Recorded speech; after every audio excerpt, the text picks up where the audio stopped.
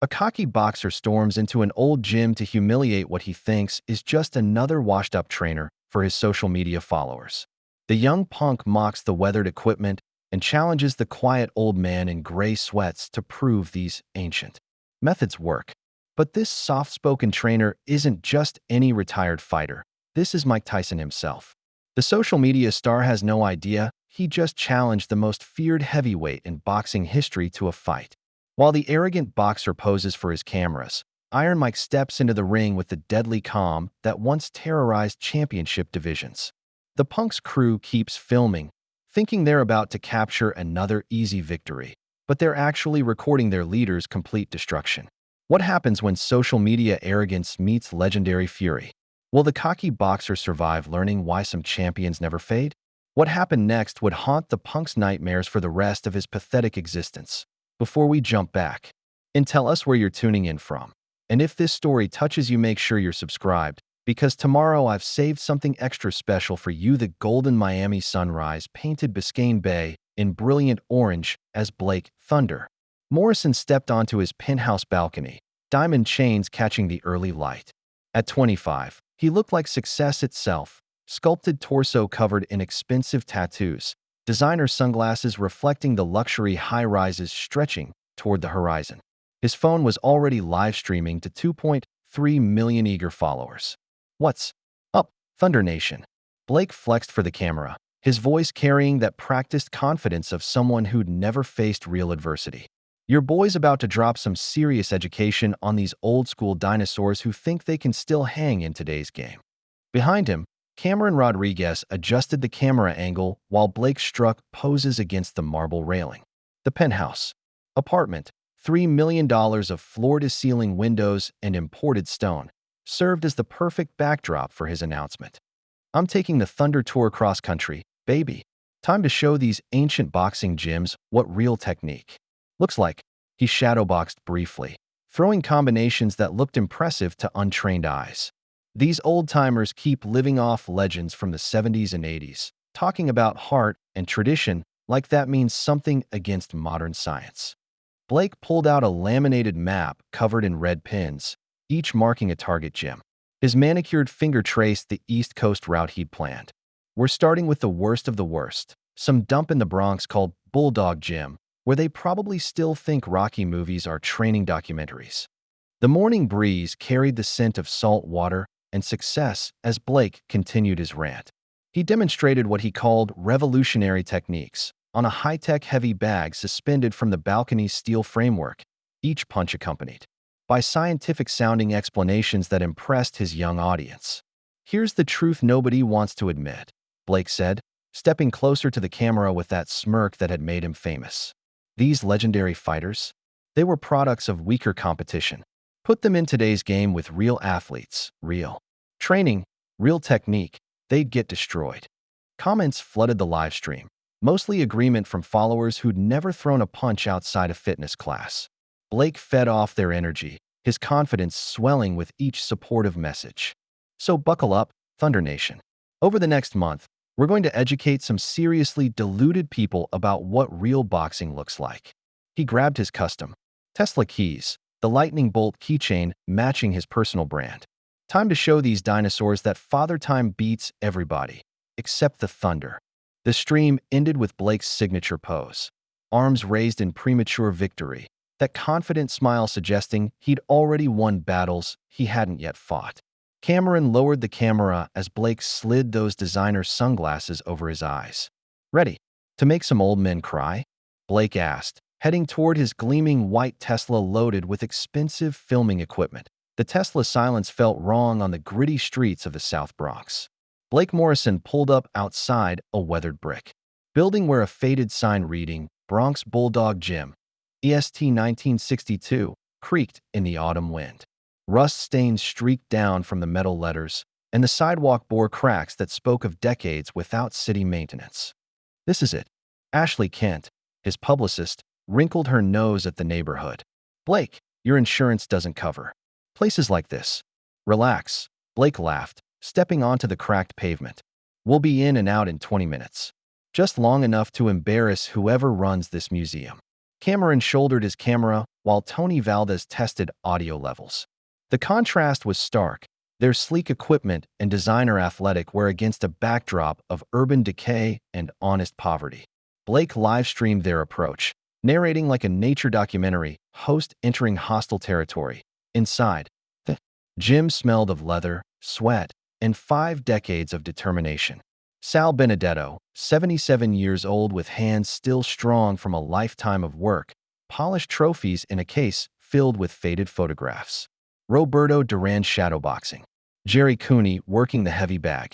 Men who'd bled and sweated in this very room, chasing dreams that sometimes came true. Jesus Christ, Blake announced loudly, his voice echoing off concrete walls. Are we in a boxing gym or a history museum? Near the ring, 19-year-old Danny Reeves paused his speed bag work. 22-year-old Maria Santos stopped mid-combination on the heavy bag. Longtime members Joe Castellano and Frank DeMarco exchanged glances. They'd seen disrespectful kids before, but this felt different. Worse, you the owner of this antique shop? Blake approached Sal with mock curiosity, Cameron filming every word. I'm Blake Morrison. Maybe you've heard of me? 2.3 million followers can't be wrong. Sal straightened slowly, dignity intact. Despite the insult, this is a boxing gym, son. Been training champions since before you were born. He gestured toward the trophy case. Those aren't antiques. They're reminders of what real dedication looks like. Real dedication? Blake laughed, making exaggerated faces for his audience. Pops, this equipment belongs in a sports museum. How's anyone supposed to learn proper technique hitting bags older than disco? The gym fell silent except for the rhythmic creak of a loosely hung heavy bag swaying in the corner. Danny and Maria watched nervously as Blake circled the training area like a predator marking territory. Tell you what, old man. Blake's voice carried the cruel confidence of youth convinced of its superiority. I'll give you a chance to defend this place. Get your best trainer in here. Show my followers what these ancient methods can actually do against modern technique. Sal's weathered face remained calm, but his hands gripped the trophy he'd been polishing. In the background, a door marked office remained closed. Any of these dinosaurs brave enough to step up? Blake spread his arms wide, addressing the entire gym. Or are we all just going to admit that time beats everybody? The office door opened with a soft click, and Mike Tyson emerged, wiping his hands on a faded gym towel. At 58, he moved with the fluid grace of a lifetime athlete, wearing simple gray sweats that had seen better years. His presence filled the doorway, not through size or noise, but through something deeper, something patient and dangerous. Mike's been reviewing training footage with our young fighters, Sal explained quietly, relief evident in his voice. Blake barely glanced up from adjusting his camera angle. Another washed-up trainer, probably living off stories from when boxing actually mattered. The old man looked soft around the edges, speaking in measured tones that suggested weakness to someone who'd never learned the difference between quiet and defeated. Hey there, champ. Blake used the mocking tone reserved for senior citizens who moved too slowly in grocery store lines. Hope you're ready to get educated about what real training looks like in the 21st century. Mike introduced himself simply as Mike and suggested Blake might want to take a moment to understand where you are. His voice carried no threat, no anger, just a suggestion delivered with the calm of someone completely comfortable in his own skin. Understand what? Blake's confidence swelled at what he interpreted as submission. That this place is stuck in the Stone Age? That you guys are living off reputation instead of results? Several gym veterans exchanged meaningful glances. Joe Castellano leaned toward Frank DeMarco, whispering something that made Frank's eyes widen. Danny Reeves stopped pretending to train and focused entirely on the confrontation developing in the center of the gym. Son, Mike's voice remained calm, but something shifted in his posture, a subtle alignment that serious fighters would recognize instantly. You sure you want to keep talking? Blake misread the moment completely. The older man's restraint looked like fear, his quiet demeanor suggesting someone too intimidated to fight back. This would make great content, the moment when old-school mythology met modern reality. I'm not just talking pops. I'm offering free education. Blake's laugh echoed off the concrete walls. See, my generation learned actual technique. We study tape, analyze movement, Perfect our craft with science instead of superstition. The gym's atmosphere grew heavy, like air before a thunderstorm. Maria Santos unconsciously stepped backward. Sal's hands trembled slightly as he set down his polishing cloth. These legendary fighters you probably worship? Blake gestured toward the faded photographs. They were just tough guys throwing wild punches at other tough guys. No real skill. No sophistication. Put any of them against a modern athlete with proper training, and they'd get embarrassed. Mike's jaw tightened almost imperceptibly. His hands, hanging relaxed at his sides, slowly formed loose fists. Decades of muscle memory stirred, recognizing familiar emotions. The cold fury that once preceded devastating violence in rings around the world. You got something to say, old man? Blake stepped closer, feeding off his audience's attention. Or are you going to keep standing there looking confused? Mike's response came in that distinctive voice, quiet, measured, carrying undertones, that had once made heavyweight champions reconsider their career choices. Put your gloves on. I'll show you exactly what old school means. Blake's crew sprang into action, Cameron positioning cameras for optimal angles, while Tony adjusted sound equipment and Ashley prepared to livestream the impending humiliation. The young boxer's excitement was palpable. Finally, concrete proof that his generation had surpassed their predecessors. This is perfect content, Blake announced to his phone. About to give you guys a live demonstration of why legends need to know when to quit. Sal approached Mike nervously, his voice barely above a whisper. You don't have to do this. Kids got lawyers, social media following. Could mean trouble for the gym. But longtime members like Joe Castellano and Frank DeMarco tried a different approach, making indirect comments about showing proper respect and being careful what you ask for. Their nervous energy filled the space around Blake, who interpreted their concern as fear of his superior abilities. Look at them, Blake narrated for his audience, gesturing toward the worried faces surrounding him. They know what's about to happen. Probably the first time anyone's challenged their mythology with actual skill. His confidence reached new heights as he described the upcoming educational session. Blake had built his reputation on these moments, confronting traditional fighters and exposing their limitations through modern technique and superior conditioning. Here's what these old-timers don't understand. Blake continued, shadowboxing for the cameras. Boxing evolved past their era. We study biomechanics now. Perfect our movement through science, not just hitting things until our hands bleed. Mike remained silent during Blake's speech, his presence becoming more pronounced as the young fighter's arrogance escalated. The legendary boxer's eyes tracked every movement, analyzing patterns with the systematic mind that had once dissected the world's best heavyweights.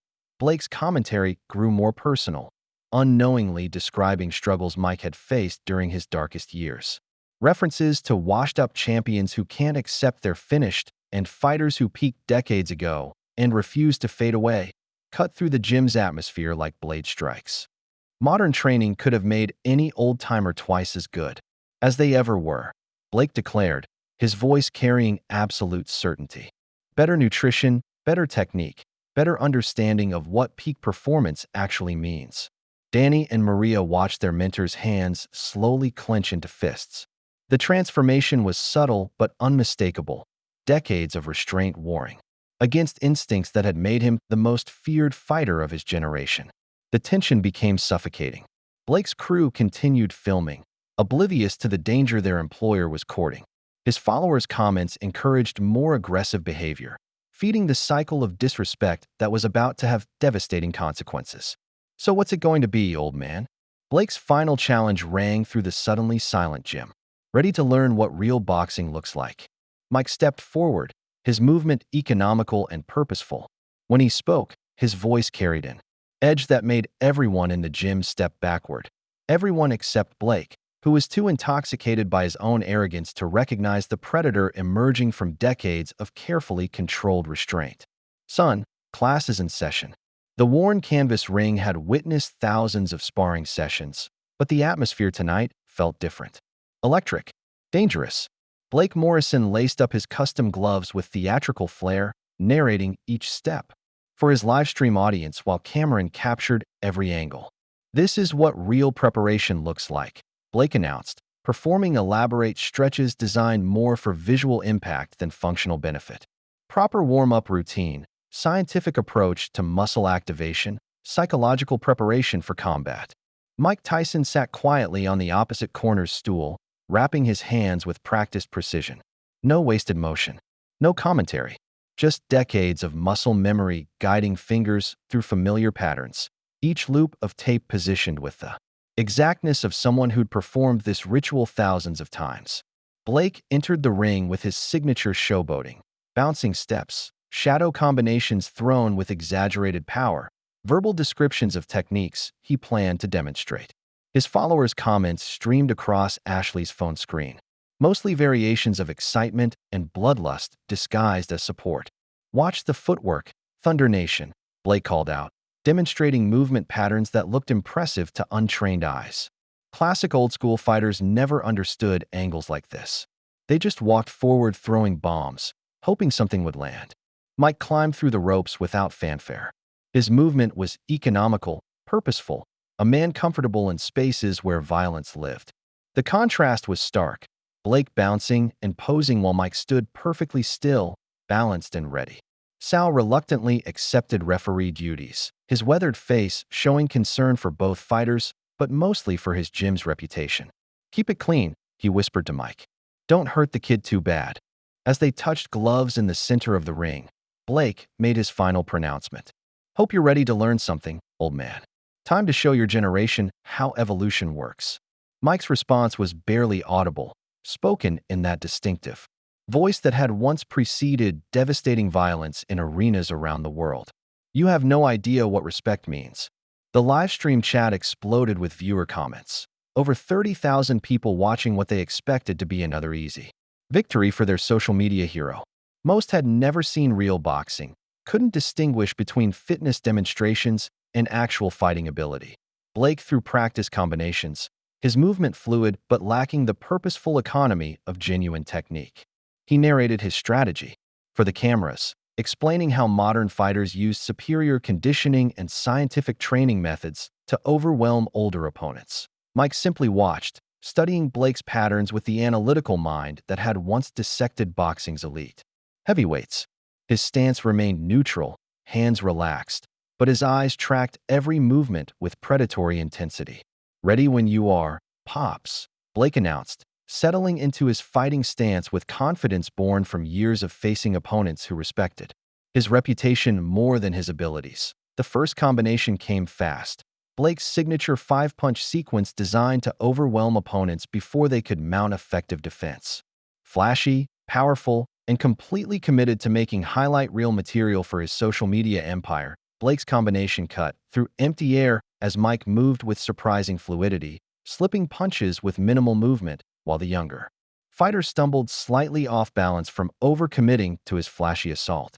The defensive display was textbook, shoulders rolling, head moving just enough to avoid contact, feet positioned perfectly for counterattack opportunities. "What the hell?" Blake reset his stance, confidence flickering for the first time. The old man's movement looked familiar somehow, like watching footage from boxing documentaries he'd studied in preparation for his educational tour. As sparring continued, Mike's legendary defensive skills became increasingly apparent. His peekaboo style, shoulders high, gloves protecting his face, constant subtle movement, frustrated every attempt Blake made to land clean shots. Combinations that had impressed fitness influencers and social media audiences found nothing but air and leather. Near ringside, recognition began spreading through the small crowd of gym veterans. Joe Castellano grabbed Frank DeMarco's arm, his whisper barely audible, but carrying shock that rippled outward like stones thrown in still water. "Jesus Christ, that's Iron Mike." Frank's eyes widened as the pieces clicked into place. The distinctive movement, the perfect defensive positioning, the way this quiet trainer moved with fluid grace despite his age. "Holy shit, you're right." Danny stopped recording on his phone, his jaw dropping as realization hit, like physical impact. Maria covered her mouth with both hands, understanding suddenly why their gentle mentor had seemed so familiar, why his quiet suggestions carried such authority. Blake remained focused on trying to land a highlight reel knockout, his tunnel vision preventing him from noticing the changing atmosphere until Cameron's panicked voice cut through his concentration. "Blake, Blake, that's Mike Tyson. The young fighter's confident smile faltered mid-combination. His brain processed the information while his body continued throwing punches, creating a moment of devastating disconnect between intention and reality. Mike Tyson, Iron Mike, the most feared heavyweight champion in boxing history. No way. Blake gasped, his previous arrogance evaporating like morning mist. No fucking way. The live stream chat had shifted from mockery to warnings, viewers recognizing the legend despite his understated appearance. Comments flooded Ashley's screen. Get out of there. That's Iron Mike. Call it off.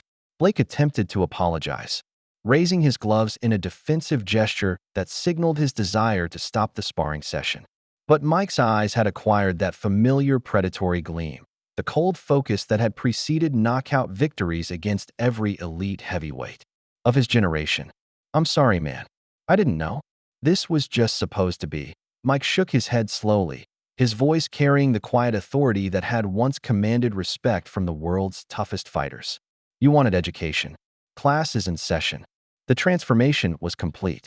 No longer a quiet gym trainer helping young fighters develop their skills, Mike Tyson had awakened something that had been dormant but never dead. The legendary fighter who had terrorized heavyweight divisions with psychological warfare and devastating power. Blake's fear was palpable now, sweat beading on his forehead as he realized the magnitude of his mistake. His social media bravado meant nothing against someone who had faced the world's most dangerous men and emerged victorious. Around the ring, even veteran gym members stepped backward unconsciously, recognizing the shift in atmosphere from sparring session to something far more serious. Mike shifted from defensive to offensive with the fluid transition that had made him legendary, his stance lowering as decades of muscle memory seized control. Blake raised his gloves desperately, but his previous arrogance had been replaced by genuine terror as he faced the most destructive force in boxing history. The first combination was a masterclass in violence. Mike's jab snapped out with blinding speed, not meant to hurt, but to measure distance and set up what followed. Blake barely managed to block it before the left hook to the body doubled him over, a perfectly placed shot that drove air from his lungs in an audible whoosh. This is textbook technique, Mike said quietly, his voice carrying deadly calm as he demonstrated why he'd been feared by every heavyweight of his era. Jab to establish range. Hook to the body to drop the hands. Blake gasped, trying to clinch. But Mike's boxing IQ was evident as he created separation with subtle footwork that left his opponent grasping empty air. The uppercut that followed lifted Blake onto his toes, a compact explosion of power that showcased the difference between social media boxing and world championship level skill. Each punch was thrown with textbook precision, no wasted motion. No telegraphed attacks, just pure technique refined through thousands of hours against the world's elite fighters. Blake's attempts at defense looked clumsy by comparison, the flailing movements of someone who'd never faced genuine violence. The gym fell silent except for the rhythmic sound of leather meeting flesh and Blake's increasingly desperate breathing. Danny and Maria watched in amazement as their quiet mentor revealed the predator that had always lived beneath the surface. You wanted to see old school, Mike continued, his combinations flowing like water but hitting like hammers. This is how we educated disrespectful children in my day. Blake threw a wild haymaker born from panic rather than strategy, overcommitting to a punch that left him completely exposed. Mike slipped inside with the timing that had made him famous, positioning himself perfectly for the counter that would end this humiliation. The knockout came as Mike's compact left hook caught Blake perfectly on the temple. The punch traveled maybe 6 inches, but carried the accumulated power of a lifetime spent perfecting violence. The sound echoed through the gym like a gunshot. Leather meeting bone with scientific precision. Blake's eyes rolled back as his legs buckled. His unconscious body hit the canvas with the dead weight of someone whose lights had been turned off instantly. The social media star who'd entered the ring with supreme confidence now lay motionless, his expensive mouthguard rolling across the worn canvas. Cameron's camera captured everything while the live stream exploded with shocked reactions from over 50,000 viewers who'd expected to see their hero demolish another old man. Instead, they'd witnessed the systematic destruction of everything Blake Morrison represented. The knockout was so clean, so devastatingly perfect that even veteran gym members accustomed to serious boxing stood stunned. This wasn't just a sparring session gone wrong. It was a reminder that some legends never fade. They just wait quietly for disrespect to awaken them. Mike quietly removed his gloves as Sal checked Blake's pulse and breathing. The transformation back to gentle trainer was immediate, but everyone present would remember what they'd witnessed. Iron Mike Tyson at 58, still capable of ending careers with surgical precision, the gym erupted in respectful applause.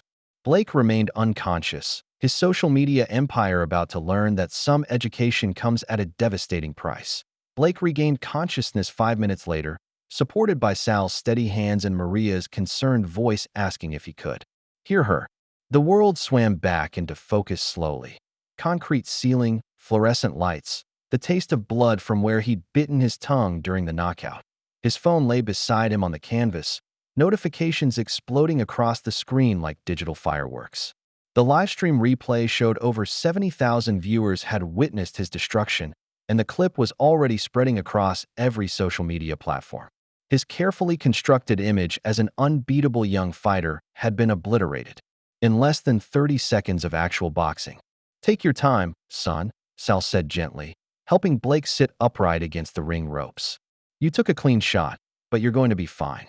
Blake's head cleared enough to process the magnitude of his humiliation. Comments on his video ranged from shocked disbelief to cruel mockery, but mostly consisted of people tagging friends with variations of "holy shit, watch this." His phone showed 17 missed calls from his management team and 43 text messages from sponsors asking for explanations. The phone's sudden ring cut through his mental fog like a knife.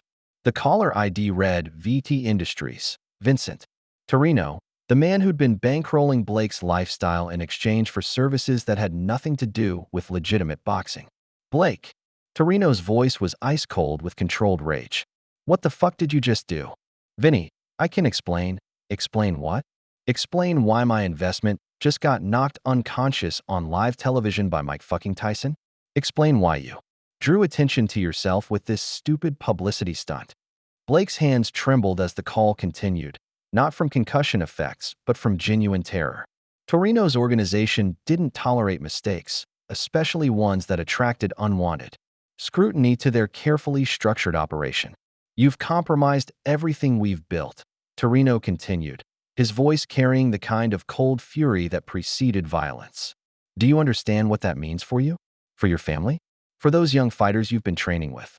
The conversation revealed layers of Blake's situation that went far beyond social media boxing.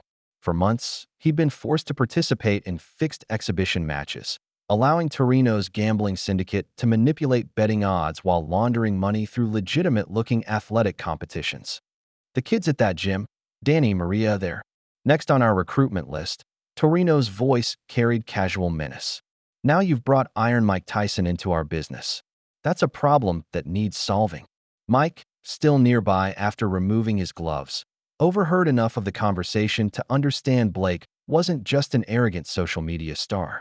The young fighter was trapped in something much more dangerous than wounded pride, and his reckless behavior had potentially endangered everyone in Sal's gym.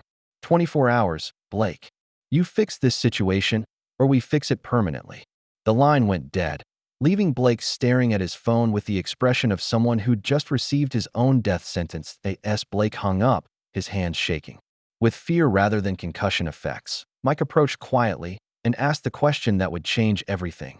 "Son, what kind of trouble are you really in?" The social media star's confident facade finally cracked completely, tears mixing with the blood on his split lip as he realized his arrogance had potentially signed death warrants for everyone who'd witnessed his humiliation. The gym emptied gradually as word spread about what had transpired. Regular members drifted away, some stopping to nod respectfully toward Mike, others whispering among themselves about witnessing a legend in action. Soon only the core group remained: Mike, Sal, Blake, Danny, Maria, and Blake's crew packing equipment. With nervous efficiency, Cameron and Tony loaded cameras with shaking hands while Ashley fielded increasingly frantic calls from Blake's management team. The video had already gone viral, 300,000 views and climbing as the internet discovered that Iron Mike Tyson still possessed knockout power at 58. Get out of here, Blake told his crew, his voice hollow with defeat. Delete everything. Tell them the equipment malfunctioned. Blake, we can't just… Ashley started. Get out. The raw desperation in his voice sent them scrambling for the exit, leaving behind only the people who'd witnessed his complete destruction. Mike pulled up a folding chair and sat facing Blake, his presence somehow both comforting and intimidating. Start talking, son. All of it. The dam broke. Blake's story poured out in broken sentences punctuated by genuine tears, the first honest emotion he'd shown since arriving. For the past year, Vincent Torino had been using Blake's social media platform to legitimize fixed exhibition matches disguised as entertainment events. It started with loans. Blake explained, his voice cracking. I needed money to maintain the lifestyle, keep up appearances for followers. Torino offered easy terms through VT Industries, his talent management company. The debt had grown through inflated interest rates and additional fees, until Blake owed over $200,000. When he couldn't pay, Torino offered an alternative: participate in predetermined exhibition matches that could be manipulated for gambling purposes. He's got scouts everywhere, Blake continued, glancing toward Danny and Maria. Young fighters. From tough backgrounds, kids who need money for family, college, whatever. He offers them deals that sound amazing until they realize they're trapped. Danny's face went pale. Those guys who approached me last month, the ones offering easy money for throwing amateur competitions. That was them, Blake confirmed. They target gyms like this, looking for talent they can exploit. Maria stepped forward, her voice tight with anger. My little brother Roberto. Strange men have been following him home from school. Black SUV with tinted windows. Mike listened without interruption, his jaw tightening as the scope of Torino's operation became clear. This wasn't just gambling. Fraud. It was systematic exploitation of vulnerable young athletes, using their dreams and financial desperation to build a criminal empire. Sal sat heavily on a nearby bench, devastated to learn his gym had been scouted as a recruitment ground. 50 years I've been protecting kids in this neighborhood. How did I not see this coming? Because you're a good man trying to help people, Mike said quietly. And they're predators who specialize in exploiting goodness. Blake looked up through swollen eyes, hope flickering for the first time since his knockout. Can you really stop them? They have connections everywhere. Cops, judges, athletic commissions. Mike's response carried the quiet authority that had once commanded respect from the world's toughest fighters. Son, you have no idea what real power looks like. Mike sent Blake's crew away and locked the gym doors, the click of the deadbolt echoing through the empty space. He pulled out a worn flip phone, not the smartphone most people carried, but something harder to trace and tap, and began making calls that would demonstrate the true extent of his legendary status. The first call went to Detective Ray Morrison, NYPD Organized Crime Task Force. Ray, it's Mike. I need a favor. The conversation was brief, but revealed crucial information. Torino had been on law enforcement's radar for months, but he was too careful to prosecute through conventional methods. He structures everything through legitimate business fronts, Mike explained to the group after hanging up. VT Industries looks clean on paper: talent management, event promotion, athlete development. The corruption happens through handshake, deals, and verbal agreements. His second call went to Bobby the Brain Washington at the Nevada Athletic Commission. Bobby's voice carried immediate respect and concern when Mike described the situation. The conversation revealed that Torino's operation extended far beyond New York. Fixed fights had been reported in Las Vegas, Atlantic City, and Miami. Same pattern everywhere. Mike relayed Bobby's information. Young fighters from disadvantaged backgrounds, debt bondage disguised as legitimate contracts, exhibition matches that manipulate betting lines.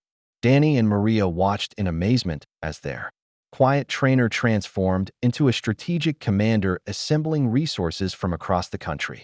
Each contact treated Mike with enormous deference, calling him champ and immediately offering assistance. The third call was to Maria Gonzalez, a sports journalist from ESPN who specialized in corruption investigations. Her expertise in financial crimes and athletic fraud would be crucial for understanding Torino's money laundering operations. She's been tracking suspicious betting patterns for 6 months, Mike explained after the call. Torino's people have been placing large bets on predetermined outcomes, but they needed legitimate-looking events to avoid detection. Sal brewed coffee while Mike continued his calls, each conversation revealing another piece of the corruption network. A contact at the FBI's white-collar crime division, a former boxer who now worked as a private investigator, an attorney who specialized in prosecuting organized crime. "This is incredible," Blake said, watching Mike coordinate what amounted to a multi-jurisdictional investigation. "How do you know all these people?" 50 years in boxing opens doors," Mike replied simply. "Some from my championship days, some from my troubles, some from helping other fighters through their own problems. Real relationships built on mutual respect." The network wasn't just professional, it was personal.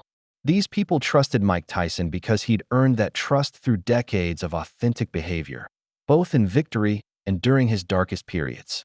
"Here's what we're going to do," Mike announced after his final call. "Tomorrow night, Blake's going to introduce me to Torino. But not as Mike Tyson, just as another trainer from Sal's gym who's interested in how real money gets made." Blake's face went white. "He'll kill us both if he suspects anything." Mike's smile carried the cold confidence that had once terrorized heavyweight divisions. "Son, I've been walking into dangerous situations my whole life. The difference is, this time I'm choosing the fight." Detective Morrison had agreed to provide technical support, wire equipment, and surveillance backup. The plan was simple: get Torino talking about his operation while gathering evidence of the coercive contracts and fight-fixing arrangements. "What about Danny and Maria?" Sal asked. "If Torino's targeting them, they're coming with us," Mike decided. "Better to keep them close where I can protect them than leave them vulnerable to Torino's recruitment efforts." The next evening at 9 p.m., Blake reluctantly led Mike, Danny, and Maria through a warehouse district in Queens where legitimate businesses gave way to abandoned buildings and questionable enterprises. The Tesla looked absurdly out of place, among rusted loading docks and broken streetlights. Blake wore a wire provided by Detective Morrison, the tiny recording device hidden beneath his designer athletic shirt. Mike appeared to be exactly what Blake claimed, just another trainer from Sal's gym, curious about how serious money got made in modern boxing. "Remember," Mike said quietly as they approached the warehouse, "I'm just Mike the trainer. You're showing me how the real world works. Act like you're in control." The underground fight club operated in a converted loading dock where the smell of beer, sweat, and desperation mixed with cigarette smoke and illegal gambling money. No athletic commission oversight, no safety regulations, no concern for the fighters' long-term health. Eddie the Weasel Carlucci ran the operation with casual cruelty, his nervous energy and predatory smile immediately identifying him as someone who enjoyed having power over others. Blake introduced Mike as the old trainer from Sal's gym who wants to see how real money is made. Another relic looking to get educated. Eddie laughed, sizing up Mike with the confidence of someone who'd never faced genuine danger. "Hope you can handle what real boxing looks like, Pops." Mike observed everything while appearing disinterested. Fighters barely out of their teens throwing predetermined matches, corrupt referees ignoring obvious safety violations, crowd members betting with absolute certainty because they knew the outcomes in advance. Danny and Maria stayed close to Mike, their horror growing as they witnessed systematic exploitation of young fighters their own age. Some showed signs of serious brain trauma from repeated fixed losses, their speech slurred and movements unsteady from absorbing punishment in fights they were paid to lose. "See that kid in the red trunks?" Eddie pointed toward a 19-year-old taking a deliberate beating. "Tommy Rodriguez. Owes us 60 grand for his sister's medical bills. Takes a dive twice a month to keep payments current." The casual cruelty was breathtaking. Eddie described Torino's stable of over 30 young fighters across the city, all trapped in similar debt situations, all participating in fixed matches to avoid violence against their families. "Modern gladiators," Eddie continued, clearly enjoying his role as tour guide through human misery. "Except instead of fighting for freedom, they fight to stay in debt. Beautiful system, really." Mike's hands remained relaxed at his sides, but Danny noticed the slight tension in his mentor's jaw muscles. The legendary fighter was absorbing every detail while maintaining his cover as just another aging trainer learning about contemporary corruption. The evening's main event showcased the operation's sophistication. A match between two legitimate prospects where only one fighter knew the outcome was predetermined. The loser's confusion and genuine distress when he realized he'd been set up drew laughter from Eddie and his associates. "That's what happens when kids think they can negotiate with us," Eddie explained to Mike. "Sometimes education requires harsh lessons." As they prepared to leave, Eddie mentioned that Torino wanted to meet with Blake privately the following day. Boss is interested in expanding Blake's educational content to include exhibition matches that look legitimate but follow our business model. The recruitment pitch was delivered with the casual confidence of someone certain his offer couldn't be refused. Mike maintained his disinterested expression while mentally cataloging every detail for the evidence Detective Morrison would need. Walking back to the Tesla, Mike's voice carried deadly calm. "Tomorrow, we're going to end this." Back at Sal's gym at midnight, the fluorescent lights cast harsh shadows across equipment that seemed ancient compared to the high-tech corruption they'd witnessed. Detective Morrison arrived within minutes, his unmarked car sliding through shadows like it belonged to the night. The audio from Blake's wire was damning. Eddie's casual descriptions of debt bondage, the systematic exploitation of young fighters, and clear evidence of fixed matches designed to manipulate betting odds. But Morrison's expression remained grim as he reviewed the recordings. "This gives us violations of athletic commission regulations and evidence of illegal gambling," Morrison explained, his voice carrying the frustration of someone who understood legal limitations. But Torino's been careful to structure everything through legitimate business fronts. VT Industries looks clean on paper. The detective played back Eddie's most incriminating statements while taking notes on a yellow legal pad. "What we need is Torino himself admitting to coercive contracts and fight fixing. Someone at his level giving direct orders rather than letting lieutenants handle the dirty work." Mike studied surveillance photos Morrison had brought, images of Torino at high-end restaurants, charity events, and legitimate boxing matches. The man looked like a successful businessman rather than a criminal mastermind. "He's smart," Mike acknowledged. "Never puts himself in compromising situations, always maintains plausible deniability. We need to make him feel so confident that he drops his guard." While Morrison and Mike planned surveillance strategies, Mike began working with Danny and Maria on skills that had nothing to do with boxing. He taught them to recognize signs of exploitation, fighters who seemed afraid of their managers, unusual betting patterns, and the psychological indicators of coercion. "Trust your instincts," Mike instructed. "If something feels wrong, it probably is. These people are predators. They've learned to hide their true nature, but it shows through eventually." Blake documented his own experiences on paper, creating a timeline of how Torino's recruitment had progressed from legitimate loans to debt bondage. His social media expertise proved valuable as he explained how exhibition matches could be promoted to appear legitimate while serving criminal purposes. "The beauty of the system is that fans think they're watching real competition," Blake explained, his voice carrying shame at his own participation. "They don't know the outcome is predetermined, so their betting appears genuine to regulatory oversight." Mike's approach to Blake had shifted from intimidating authority to strategic mentor. The young fighter needed redemption more than punishment, and his inside knowledge of Torino's operation made him invaluable for planning their approach. "Tomorrow, you're going to introduce me as someone interested in training fighters for Torino's stable," Mike explained. "Play up my age, make me seem desperate for easy money. Let him think he's recruiting another victim." Danny worked the heavy bag while Maria practiced footwork, both fighters using training as therapy for processing what they'd witnessed. The systematic exploitation of young athletes their own age had shaken them deeply, but Mike's presence provided reassurance that evil could be confronted and defeated. At 2 a.m., Morrison's phone buzzed with a text from Bobby Washington. "Commission. Investigators are standing by, but they need ironclad evidence. Can you get Torino on record admitting to fixing fights?" Mike's response was immediate and certain. "Set up the meeting. It's time to end this." As dawn approached, the small group had transformed from victims and bystanders into a coordinated team preparing to take down a criminal organization. Mike's legendary status had opened doors, but it would take all of their combined courage to walk through them. Sal Benedetto arrived at his gym the next morning to find his life's work destroyed. Shattered glass from broken windows covered the floor like deadly snow, reflecting early sunlight in 1,000 sharp fragments. Equipment lay twisted and broken, heavy bags sliced open, their fillings scattered across concrete floors stained with decades of honest sweat. The message was spray-painted across the back wall in blood-red letters. "Stop digging or pay the price." Below it, someone had drawn a crude skull and crossbones, the kind of threat that left no room for misinterpretation. 50 years, Sal whispered, picking up pieces of a trophy that had been smashed against the wall.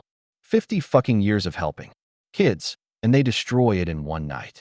Mike arrived within minutes of Sal's panicked phone call, surveying the damage with the cold assessment of someone who'd seen violence used as intimidation before. Danny and Maria followed closely, their faces showing a mixture of horror and rage at seeing their sanctuary violated. The destruction was systematic rather than random. Eddie Carlucci's crew had targeted everything that mattered.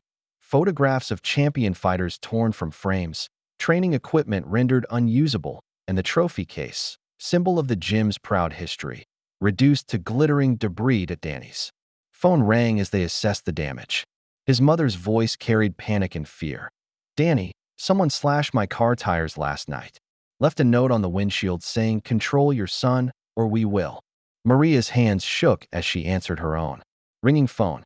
Her younger brother Roberto, walking home from school, was being followed by strange men in a black SUV. They'd called out his name, mentioned Maria's boxing career, and suggested he tell his sister to make smart choices. "This is how they operate," Blake said, his voice hollow with recognition. "Escalating pressure designed to isolate fighters from their support systems. They make you feel like resistance will only hurt the people you love." Detective Morrison arrived with a forensics team, but his expression showed little hope. "They were careful," he explained after examining the scene.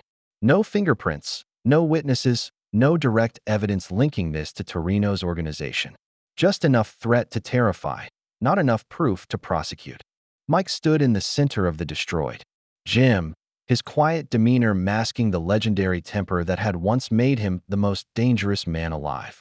The systematic intimidation reminded him of his own troubled youth, when bullies and predators had seemed unstoppable until someone finally stood up to them. "They think this makes us weaker," Mike said, his voice carrying the cold certainty of someone who'd survived worse than Vincent Torino could imagine. "They're about to learn that destroying something good only makes the people who built it more dangerous." Sal picked up his broom and began sweeping glass, his movements automatic despite his devastation. "What if they come for the kids' families next? What if someone gets hurt because of my gym?" Mike's response carried absolute conviction. "Nobody else gets hurt. I'm done gathering evidence." His phone was already in his hand, calling numbers that represented power most criminals couldn't comprehend. Not just boxing contacts this time. People who specialized in ending problems that conventional law enforcement couldn't touch. Time to show Mr. Torino what real power looks like. The restaurant was everything Vincent Torino wanted people to think he represented. Expensive, sophisticated, and legitimate. Midtown Manhattan elegance with starched white tablecloths, crystal wine glasses, and waiters who moved like dancers around clientele that included judges, politicians, and business executives. Mike arrived precisely on time, wearing a simple, dark suit that made him appear respectable rather than threatening. Blake accompanied him, wearing the wire Detective Morrison had provided, while surveillance teams monitored from vehicles positioned throughout the surrounding blocks. Torino, 52 and impeccably dressed, rose from his corner table with the practiced charm of someone who'd spent decades perfecting his image as a legitimate businessman. His handshake was firm but not aggressive, his smile genuine enough to fool anyone who didn't look closely at his eyes. "Mr. Tyson," Torino said, using the name with calculated respect. "I have to admit, I'm a longtime fan. Watched every one of your title fights. Always respected fighters who understood that boxing is about more than just athletic ability." The conversation began as a careful dance between two intelligent men testing each other's limits. Torino spoke carefully, avoiding direct admissions while making his power and influence clear through subtle references to connections throughout the city's power structure. Young Blake here has caused us some embarrassment, Torino continued, cutting his expensive steak with surgical precision. But embarrassment creates opportunities for those wise enough to recognize them. Mike appeared to consider Torino's offer carefully. Take Danny and Maria as his own fighters under Torino's management umbrella, but Blake remained under contract for continued exhibition matches. In exchange, Torino promised to leave Sal's gym alone and provide funding for equipment replacement. Your young fighters have real potential, Torino explained, describing his network of talent development in terms that sounded almost legitimate. We help kids from difficult backgrounds achieve their dreams while providing entertainment for audiences who appreciate authentic competition. The negotiation revealed Torino's sophistication as he described coercive contract terms without explicitly admitting to criminal activity. He spoke of performance bonuses based on audience satisfaction and flexible scheduling that accommodates our business partners' preferences. These kids need guidance from someone with your experience, Torino continued, his voice carrying the practiced sincerity of a master manipulator. Left to their own devices, they make poor choices that hurt everyone involved. Mike asked detailed questions about Blake's existing contracts and the terms for training Danny and Maria. Each inquiry provided crucial evidence of the exploitation methods while maintaining his cover as someone primarily interested in financial opportunity. The conversation grew more relaxed as Torino became confident in his ability to recruit even a legend like Mike Tyson. He described his stable of young talent across multiple cities, mentioning specific fighters by name and their roles in various predetermined matches. The beauty of our system, Torino explained, leaning forward with the enthusiasm of someone describing a particularly elegant business model, is that everyone benefits. The fighters earn steady money, our business partners get reliable entertainment, and talented young people achieve success they couldn't reach through conventional channels. As dinner concluded, Mike appeared to accept Torino's terms with the reluctant agreement of someone who understood financial necessity. They shook hands on a deal that would sacrifice Blake to save Danny and Maria, while providing Mike with access to the entire criminal operation. Walking back to the street, Blake looked devastated by his mentor's apparent betrayal. You really going to throw me to the wolves? Mike's response was barely audible as Detective Morrison's surveillance team prepared to follow them home. Son, you're about to learn what real strategy looks like. The plan required Blake to continue his exhibition matches while wearing recording equipment to gather evidence of direct fight-fixing instructions. Meanwhile, Mike would begin training Danny and Maria under Torino's oversight, using the access to document the full scope of the exploitation network. But Torino's warehouse facility buzzed with activity as Mike was introduced to the legitimate face of VT Industries. Young fighters trained under professional-looking conditions while cameras documented their development for social media content that made the operation appear philanthropic. We're giving these kids opportunities they'd never have otherwise, Eddie Carlucci explained, leading Mike through the facility with obvious pride. Professional training, medical support, guaranteed income. Most of them come from neighborhoods where this kind of investment doesn't exist. Mike observed everything while maintaining his cover as a trainer primarily interested in developing talent and earning money. He identified other young fighters being systematically exploited, teenagers from broken families, college students drowning in debt, and immigrant kids whose undocumented status made them vulnerable to coercion. Danny and Maria trained alongside these fighters, their genuine shock at the facility's sophistication providing perfect cover for Mike's intelligence gathering. They documented training methods, financial structures, and the psychological manipulation techniques used to maintain control over vulnerable athletes. The key is making them feel grateful, Eddie explained privately to Mike. These kids think they're getting opportunities, not being exploited. By the time they understand the real arrangement, they're too invested to walk away. Blake's continued exhibition matches provided crucial evidence as Torino's instructions became increasingly explicit.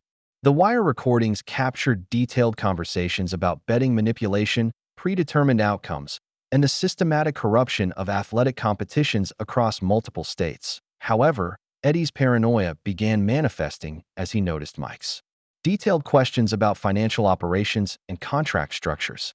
The lieutenant's street instincts, honed through years of criminal activity, detected something suspicious about the legendary fighter's sudden interest in Torino's business model.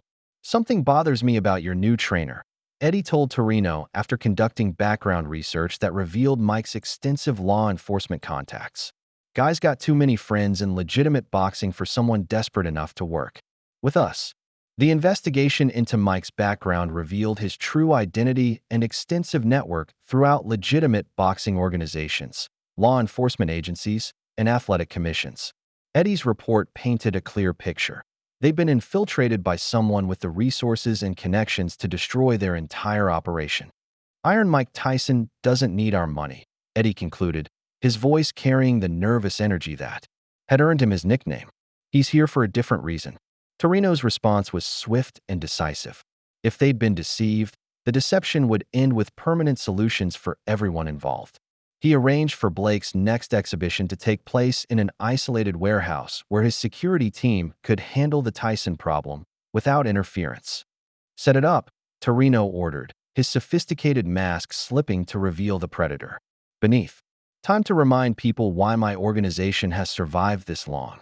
The trap was elegant in its simplicity. Use Blake's exhibition as bait to lure Mike into a controlled environment where superior numbers and firepower would neutralize even a legend's advantages. Blake arrived at the warehouse location expecting another routine fixed exhibition, but the building's isolation and excessive security immediately triggered his survival instincts. Instead of the usual crowd of spectators and betting participants, he found only Torino's armed security team in a setting designed for violence rather than entertainment. "This doesn't look right," Blake whispered into his wire, hoping Detective Morrison's surveillance team could hear his transmission from their remote monitoring position. Torino emerged from the shadows with Eddie and 6 heavily armed men, his sophisticated businessman persona replaced by the cold efficiency of a career criminal. In his hands were recordings of every conversation Blake had conducted with Mike and Detective Morrison, revealing the complete extent of their investigative operation. "Did you really think we wouldn't discover your little recording project?" Torino played back audio of Blake wearing the wire, his voice dripping with contempt for his former asset's betrayal. "We've been feeding you false information for weeks, testing for leaks." The revelation was devastating. Torino's organization had been aware of the investigation from its beginning, using Blake's desperation to monitor law enforcement's progress. While preparing countermeasures, they'd allowed the wire recordings to continue, selectively providing information that seemed incriminating while protecting their true operations. Danny had been kidnapped from his apartment earlier that evening, his mother finding signs of struggle and a note demanding compliance from his boxing family. Maria and Sal had been taken from the gym during what appeared to be a routine equipment delivery, overpowered by men who knew exactly when they'd be most vulnerable. Mike arrived expecting to provide backup for Blake's evidence gathering, but walked directly into a coordinated ambush designed specifically to neutralize his legendary capabilities. The warehouse's layout had been prepared with multiple choke points and overlapping fields of fire that would prevent even a skilled fighter from reaching safety. "The great Iron Mike Tyson," Torino said, his voice carrying genuine admiration, mixed with deadly intent. "I have to admit, I'm impressed. Most people who cross our organization lack the intelligence to make it this far before we eliminate them." Eddie's team had been reinforced with professional criminals who understood they were facing someone whose reputation for violence was earned through decades of devastating opponents. Their positioning and equipment reflected respect for Mike's capabilities while ensuring those capabilities wouldn't matter. The sophistication of Torino's countermeasures became clear as he revealed corruption within Detective Morrison's own department. Advance warning of the investigation had come from contacts within the police force, allowing Torino's organization to monitor and manipulate law enforcement efforts from the beginning. "Your detective friend thinks he's running a covert operation," Torino explained with obvious satisfaction. "Reality is, we've been watching every move he's made, know every contact he's called, every piece of evidence he's gathered, every plan he's developed." Mike, Blake, Sal, and Maria were zip-tied and loaded into a windowless van while Danny remained at an unknown location as leverage. The legendary fighter who'd once dominated heavyweight divisions found himself defeated not by superior force, but by superior planning and institutional corruption. Yes, they were driven toward Torino's main warehouse stronghold. Mike's legendary status meant nothing against modern criminal organization and systematic corruption. For the first time in decades, Iron Mike Tyson appeared genuinely defeated. The van's interior was silent except for Blake's quiet sobbing and Sal's labored breathing. Even legends, it seemed, could be outmaneuvered by criminals who understood that real power came from corruption rather than individual capability. In Torino's warehouse at 2 a.m., the captive sat secured in a windowless office while armed guards rotated shifts outside. Mike remained silent in the corner, his head down in apparent defeat, while Blake, Sal, and Maria struggled with their zip-tied hands in futile attempts at escape. "This is over," Blake whispered, his voice hollow with despair. "We're all dead because of my stupid social media stunt." Mike lifted his head slowly, his voice carrying the quiet, menacing tone that had once preceded devastating violence in championship rings around the world. "Son, you don't understand what defeat looks like. This isn't it." The transformation began with words rather than action. Mike started speaking about his troubled youth in Brownsville, describing violence that made Torino's operation seem amateur by comparison. He talked about surviving in environments where weakness meant death, where psychological warfare was as important as physical strength. "I learned early that real power isn't about having weapons or numbers," Mike continued, his voice carrying the calm of someone completely comfortable with dangerous situations.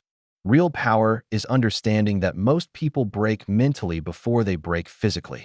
Through the office's small window, Mike studied the warehouse layout with the analytical mind that had once dissected elite heavyweight opponents. He counted guard positions, identified patrol patterns, and noted security vulnerabilities while maintaining his cover as a broken captive. His recounting of prison experiences unsettled the guards outside their door. These were street criminals, comfortable with intimidation and violence. But Mike's casual descriptions of institutional brutality revealed someone who'd survived in environments that would destroy lesser men. "The mistake people make with legends," Mike said, his voice dropping to the distinctive whisper that had once terrorized opponents before fights, "is thinking we got famous despite being dangerous. Truth is, we got famous because being dangerous was the least scary thing about us." Blake, Sal, and Maria watched in amazement as their captor transformed from defeated prisoner to strategic predator. Mike's knowledge of intimidation planted seeds of doubt among Torino's men, who'd expected a broken old man rather than someone radiating controlled menace.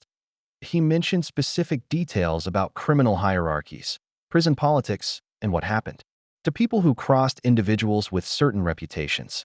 The psychological pressure was subtle but relentless, making Torino's men wonder if capturing Iron Mike Tyson had been a tactical error rather than a victory.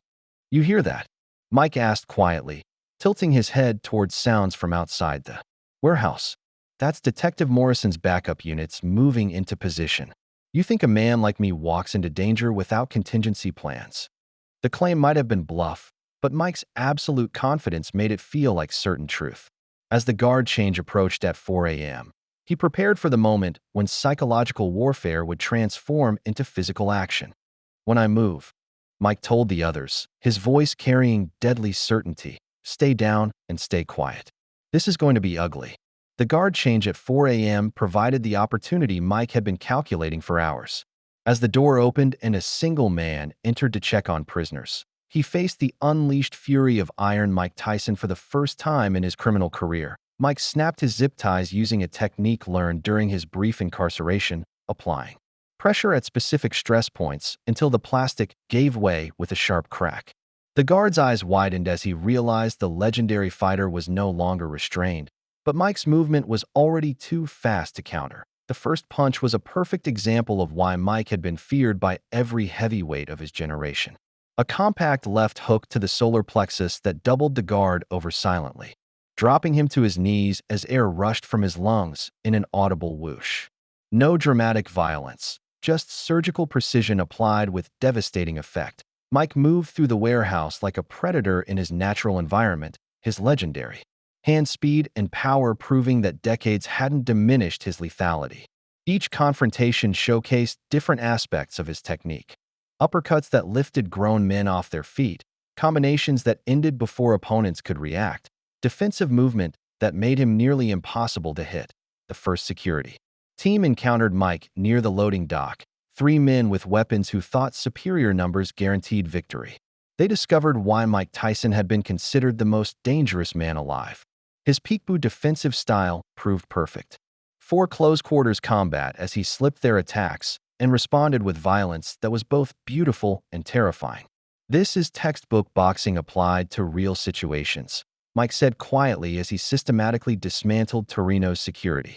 Distance, timing, leverage, same principles, different application.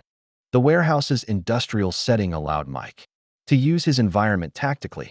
Heavy machinery provided cover while narrow corridors eliminated numerical advantages. His compact fighting style, designed for inside work against larger opponents, proved devastatingly effective against criminals accustomed to intimidating rather than fighting. Each confrontation reminded observers why Mike had dominated boxing's heavyweight division. His combinations flowed like water but hit like hammers, each punch thrown with the accumulated wisdom of thousands of hours against elite competition. Eddie Carlucci tried to coordinate a response, screaming orders through a radio while his men fell to a 58-year-old fighter moving with the fluid grace of someone half his age. The legendary speed that had once confused championship-level boxers made street criminals look like they were moving in slow motion. "Impossible," Eddie whispered as Mike approached his position. "You're too old for this." Mike's response came in the form of a two-punch combination that left Eddie unconscious against a shipping container. "Age is just a number, son. Experience is forever." Free from their restraints, Blake, Sal, and Maria followed Mike deeper into the warehouse complex, searching for Danny while avoiding Torino's remaining security forces. The legend had awakened, and his protective fury was about to remind everyone why some reputations never fade. Mike advanced through the warehouse's industrial corridors, his footsteps echoing off concrete walls that reminded him of the tough Brooklyn neighborhoods where he'd learned to fight as a child. Each confrontation with Torino's thugs stripped away years, revealing the ferocious warrior who'd once terrorized boxing's heavyweight division. The warehouse setting triggered memories of his own troubled youth, abandoned buildings where violence was currency and survival required constant vigilance. But now he fought not for personal dominance, but to protect young fighters from the exploitation he understood too well. Eddie Carlucci waited in the warehouse's main floor, having regrouped with reinforcements who believed superior numbers could compensate for facing a legend. Their confidence crumbled when Mike emerged from the shadows with the deadly calm that had once preceded devastating knockouts in championship rings. "You think you're still dangerous, old man?" Eddie's voice carried forced bravado as he faced the fighter who'd systematically destroyed his security team. "This isn't boxing. No rules, no referee, no bell to save you." Mike's response was delivered in that distinctive voice, quiet, measured, carrying undertones that had once made heavyweight champions reconsider their career choices. "Son, I learned to fight in places where rules didn't exist. Boxing just gave me a legal way to hurt people." The confrontation became personal as Eddie represented every corrupt authority figure who'd exploited Mike during his younger years. Street promoters who'd stolen purses, managers who'd prioritized profit over fighter safety, officials who'd looked the other way when young athletes needed protection. That Mike's fighting style evolved during the encounter, combining his classical boxing technique with raw street fighting skills that preceded his professional career. The peekaboo defense that had confused elite heavyweights proved equally effective against Eddie's desperate attacks, while Mike's counterpunching devastated someone who'd never faced genuine violence. "This is for every kid you've exploited," Mike said as his combination lifted Eddie off his feet. "Every dream you've corrupted, every family you've threatened." Each punch carried the accumulated fury of decades spent watching young fighters destroyed by predators who saw talent as commodity rather than human potential. Mike's legendary intimidation factor proved as devastating as his physical skills, Eddie's confidence evaporating when faced with concentrated violence from someone who'd survived everything life could offer. The warehouse's maze-like layout forced Mike to navigate carefully while searching for Danny's location. His tactical intelligence, developed through years of studying opponents and planning fight strategies, proved invaluable for moving through hostile territory while avoiding remaining security forces that eye in a storage room near the warehouse's rear section. Mike found Danny zip-tied to a chair, beaten but conscious. The sight of the injured young fighter triggered Mike's protective instincts. The same fury that had once made him boxing's most feared champion now focused on destroying anyone who harmed those under his protection. They wanted to make sure. "I couldn't help you," Danny said weakly as Mike freed him. "Kept asking about your contacts, your plans, how much the police knew." Mike's voice carried deadly certainty as he helped Danny to his feet. They're about to learn that some questions shouldn't be asked. With Danny rescued, Mike's mission shifted from escape to ensuring Torino's organization could never threaten young fighters again. The legendary boxer who'd once dominated heavyweight divisions was about to remind everyone why true champions never stop fighting for what's right. Mike returned to the others with Danny, whose injuries included a swollen left eye and bruised ribs, but nothing that would prevent him from moving. The young fighter's determination to help finish what they'd started reminded Mike of his own early career, talent, and heart overcoming physical disadvantage through sheer will. "I heard them talking," Danny reported, his voice tight with pain but clear with purpose. "Torino's got files in his office, financial records, contracts, evidence of the whole operation. He's planning to destroy everything rather than let it fall into police hands." The revelation transformed their escape mission into something more urgent. Those files contained evidence that could free dozens of exploited fighters across multiple states, making their preservation crucial for justice beyond their personal situation. Maria surprised everyone by taking charge of their tactical planning, her amateur boxing training translating into strategic thinking under pressure. "If we can reach Torino's office before he destroys the evidence, we can end this for everyone he's exploited, not just ourselves." Blake found his redemption by using his social media expertise for legitimate purpose, live streaming their rescue mission through his phone to provide real-time documentation for Detective Morrison. His platform, previously used for arrogant self-promotion, became a tool for exposing corruption and protecting other young athletes. 40,000 people watching, Blake announced, his voice carrying none of his previous arrogance. "They're seeing what real courage looks like, and it's not coming from the guy with the camera." Sal, despite his age, proved his own courage by helping coordinate their movements through the warehouse complex. His decades of boxing wisdom proved valuable for understanding spatial relationships and timing, skills that translated perfectly to tactical planning. "Torino's people are regrouping near the front entrance," Sal observed, using his knowledge of industrial layouts to identify alternative routes. "But the office section has a separate exit that connects to the loading dock where Mike first escaped." The group worked together as a unified team, each member contributing unique strengths while following Mike's strategic leadership. Their unity represented everything Torino's exploitation had tried to destroy: genuine community built on mutual respect rather than fear and manipulation. Danny and Maria demonstrated that Mike's training had developed more than boxing skills. Their ability to move quietly, assess threats, and support each other under pressure proved that true mentorship builds character alongside technique. "This is what real boxing teaches," Mike explained as they prepared for their approach to Torino's office. "Not just how to fight, but how to stand up for people who can't protect themselves." Blake's livestream provided crucial evidence while inspiring viewers who'd never seen authentic courage displayed on social media.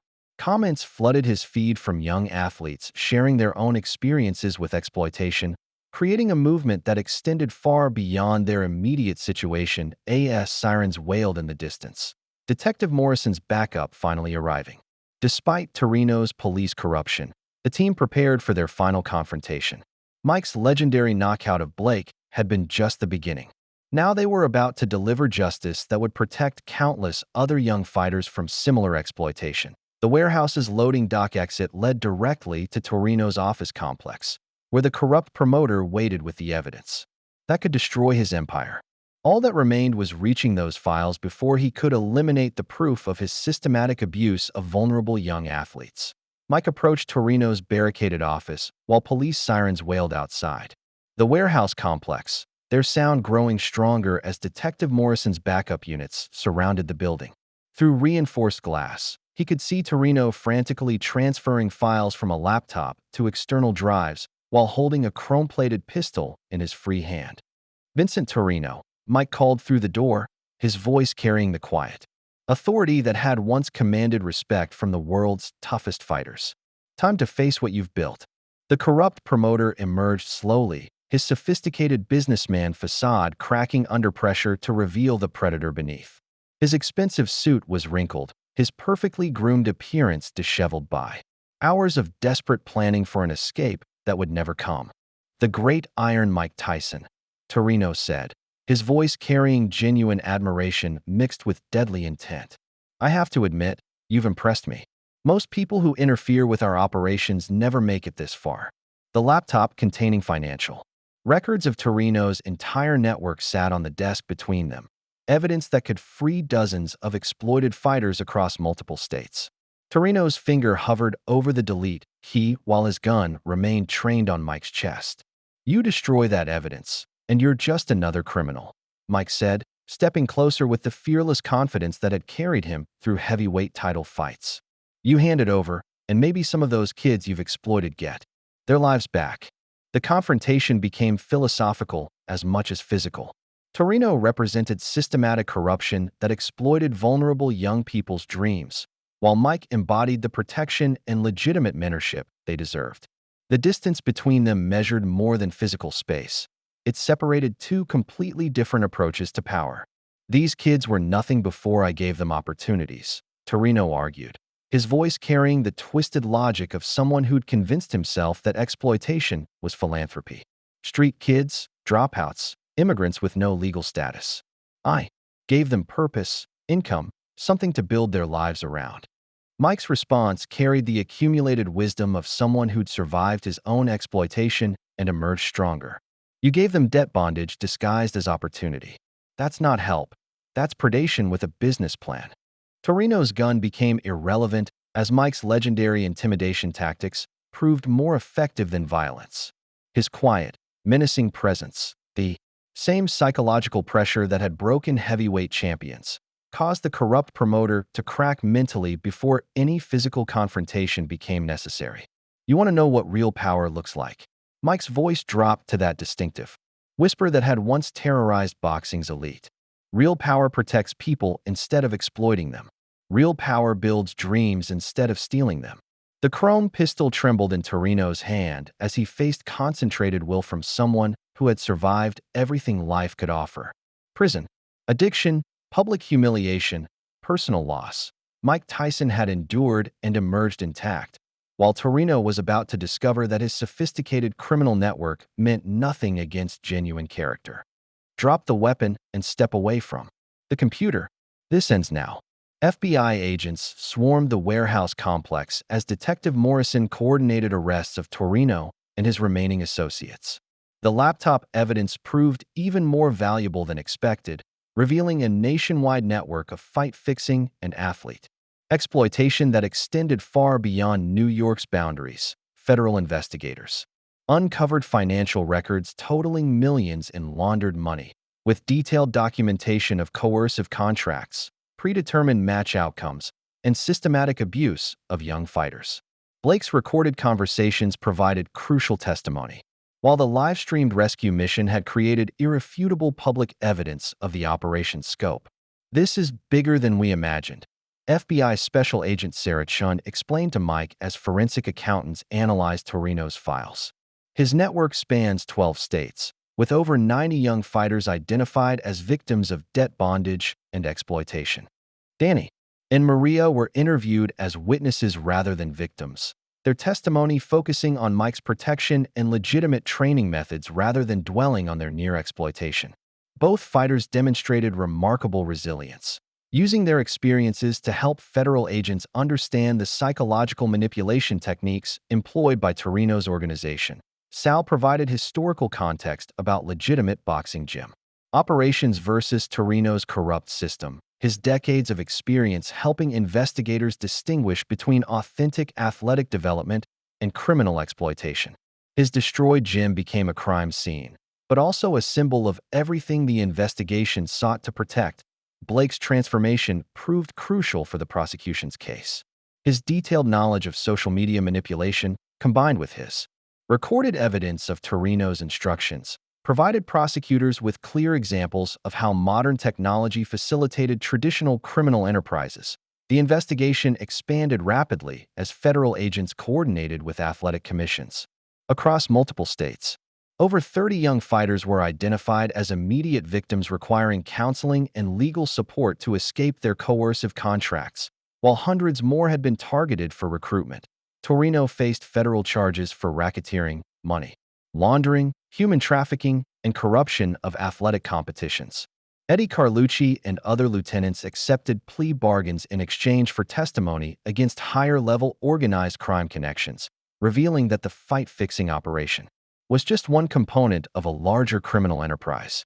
15 years federal prison, minimum, Detective Morrison announced as Torino was led away in handcuffs. No parole, no early release. His assets are being liquidated to provide restitution for victims, including funds to rebuild Sal's gym. The media coverage extended far beyond sports, with national news outlets recognizing the story as an example of how traditional mentorship and individual courage could triumph over systematic corruption. Mike's role was reported with the respect his legendary status deserved, but emphasis remained on his protection of young fighters rather than personal glory. Congressional hearings were scheduled to examine athletic commission oversight and the vulnerability of young athletes to exploitation. Blake's social media documentation had created a permanent record that would help prevent similar operations from developing in the future.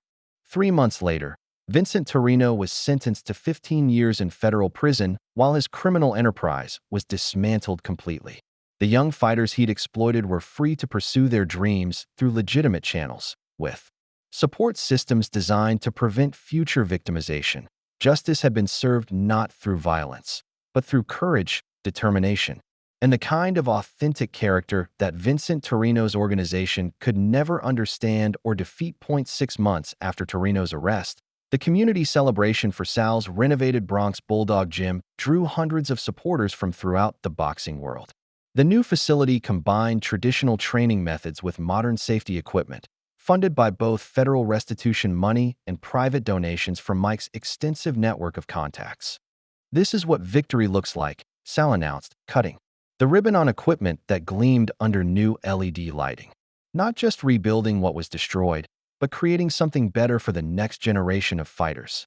Danny Reeves had turned professional under legitimate management, his first 3 fights showcasing the mental toughness and technical skills Mike had developed through authentic training. His victories carried special meaning, proof that legitimate achievement surpassed anything corruption could offer. "Every punch I throw represents kids who don't have to face what I almost faced," Danny said after his latest victory. "Mr. Tyson taught me that real champions protect other people's dreams, not just their own." Maria Santos balanced her amateur boxing career with college coursework, her full scholarship earned through athletic achievement and academic excellence. Her Olympic dreams remained intact, while her advocacy work helped other young female athletes avoid the exploitation she'd witnessed. Blake Morrison's transformation proved most dramatic of all. His social media platform had evolved into a powerful anti-corruption advocacy channel, using his experience to help other young athletes recognize and resist exploitation. His follower count had increased as audiences responded to authentic content about overcoming mistakes and fighting for justice. "I lost everything that didn't matter and found everything that did," Blake explained to his 3 million followers during a tour of the renovated gym. "Real strength isn't about dominating other people. It's about protecting them." The facilities expanded programs served at-risk youth throughout the South Bronx, providing athletic training combined with educational support and mentorship designed to develop character alongside physical skills. Mike's approach had created a model for community-based development that prioritized authentic achievement over quick results. Federal legislation had been passed strengthening athletic commission oversight and creating whistleblower protections for athletes reporting exploitation. Blake's documentation had provided lawmakers with clear examples of how systematic abuse occurred, leading to regulatory changes that would protect future generations. The gym's walls displayed new photographs alongside historical champions, images of recent success stories that created bridges between past achievements and future potential. Danny's professional victories, Maria's amateur championships, and Blake's advocacy work demonstrated that authentic mentorship produced lasting results, that Mike's role remained characteristically modest despite his central importance to everything that had been accomplished. He preferred working with young fighters to giving interviews, finding satisfaction in daily training sessions rather than public recognition. As evening fell over the celebration, Mike surveyed the renovated facility with quiet satisfaction. The destruction Torino's men had caused had been erased, replaced by something stronger and more beautiful than what had existed before. Tomorrow would bring new young fighters seeking not just boxing training, but the character development and protection from exploitation that true mentorship provided. The legacy of his legendary knockout of Blake Morrison would be measured not in social media views, but in lives protected and dreams achieved through legitimate effort. 1 year later, Mike Tyson stood in the same corner of Sal's gym where he'd first confronted Blake Morrison, but now he watched Danny prepare for a title shot while Maria trained for Olympic trials. The morning light streaming through windows illuminated a space transformed by purpose rather than renovation. Blake arrived for his weekly training session, his commitment to legitimate competition maintained despite giving up the easy money that fixed fights had provided.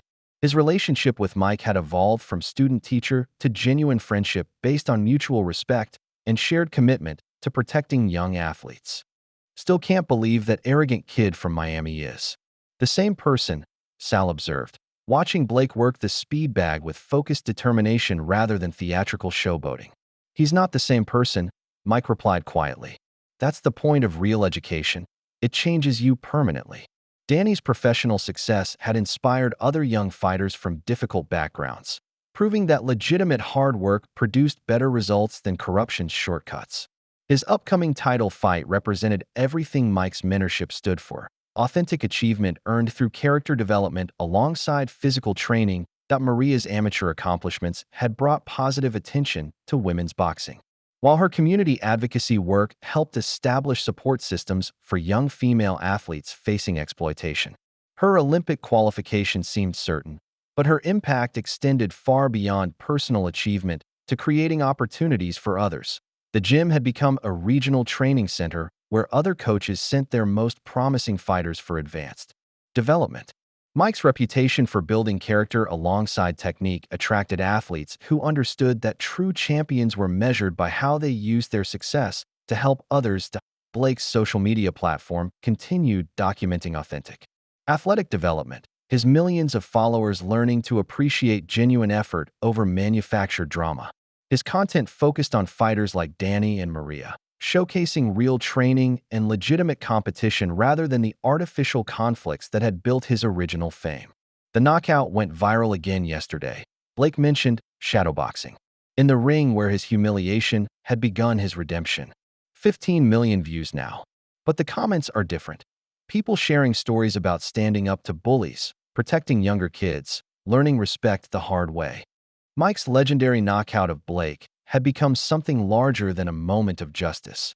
It had evolved into a symbol of how authentic character could triumph over manufactured success.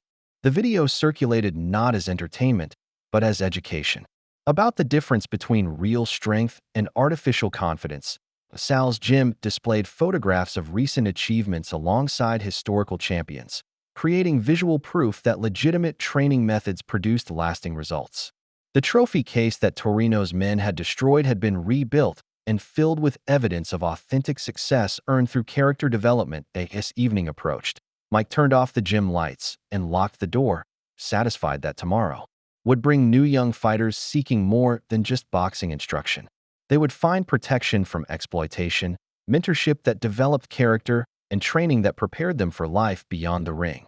His legendary status had evolved from personal achievement to positive impact on others. The most feared heavyweight in boxing history had discovered that his greatest victories came not from dominating opponents, but from protecting the dreams of young fighters who needed someone powerful enough to stand between them and those who would exploit their potential. Iron Mike Tyson's legacy would be measured not in knockouts, but in the lives he'd saved and the dreams he'd protected from corruption. That if you like the story, please watch another story on our channel and subscribe to the channel.